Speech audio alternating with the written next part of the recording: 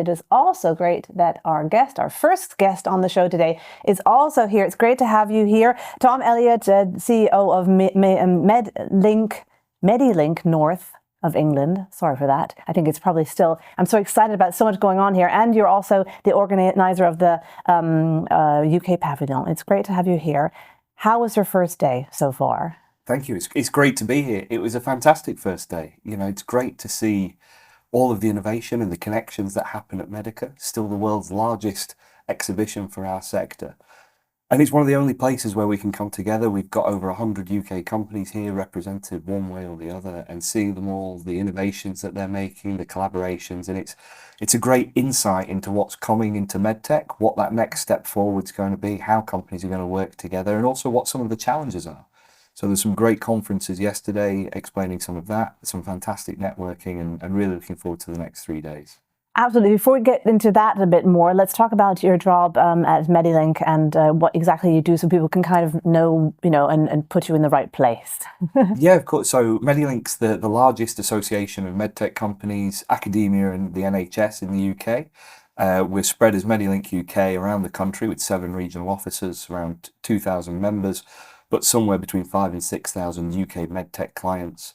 And our job really is to represent the best interests of that industry. So whether that's supporting exhibitions, looking to work with them on innovation, regulation, access to market, innovation pathways, whatever the industry needs, hopefully MEDILink's there in some way to provide it. So tell me, your job must have changed in the last couple of years. If we look back on some of the political changes in England, how have things changed, and how many challenges, or how many different challenges, are you facing now because of Brexit? Yes, I used to think I was busy before Brexit, and now I know what busy feels like. It's been a massive change. I think the biggest one is regulation. That divergence from the EU and moving away from the CE mark to the UK having its own regulatory profile is a massive challenge for our industry. Whether they address it with mutual recognition or there's some other sort of solution that hopefully comes down the pipeline, we will see. But yes, it's been a very challenging and interesting few years. What I would say, though, is it's great to see that it's not stifled innovation. There's still innovation, there's new technology coming through to address patient needs. So at least that's one thing. Do you have a feeling that international partners are holding back a little bit because of Brexit compared to before, when it was easier to work with England? I think so. I think the UK, for many international partners, was a staging ground, a landing pad for the rest of Europe. Obviously, that's now not possible. So whereas we were often the first port of call for international investment, where the NHS is so massive, it's still always considered, but we might not be the first consideration for international partners.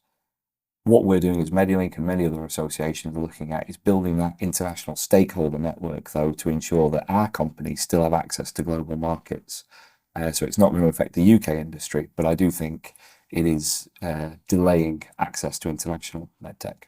So tell me about how the MEDICA can help find solutions, and what the conversations have been like in the last couple of days. Yeah, I think there's nowhere like MEDICA for starting those conversations about joint collaboration and explaining, what is the patient need, what is the pathway, what's the route to market, and then you can find it here. So if it's a gap in the market that a UK company needs to fill, they can find it here from an international supplier.